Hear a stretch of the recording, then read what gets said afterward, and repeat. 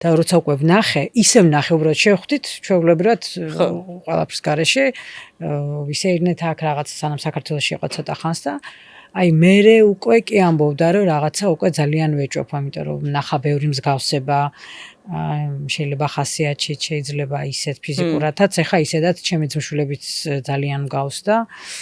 ჩემი შვილი და ჩემი ძმშვილი ძალიან გავს ერთმანეთს. ხო და მერე უკვე ქონდა რაღაცა ეჭვი და მერე რომ დავურეკეთ აქედან და უთხარით რომ პასუხი დადებითია, როგორ წამოვედი ხო ვიცოდი რომ დაიწყო როგორ წამოვედი ხო ვიცოდიო ვეჭვობდიო რაღაცა მაინც მქონდა, აი მაგრამ იმდენად წარმოუდგენელი იყო ხა ეს ამბავი რომ 43 წლის მერე გეუბნებიან რომ შენი დაკრძალული შვილი რომლის საფლავიც გაქვს ხო რომლის ხსოვნასაც ამბობდით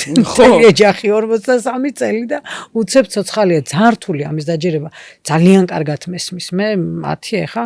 ნებისმიერ ადამიანს ეხა ჩვენი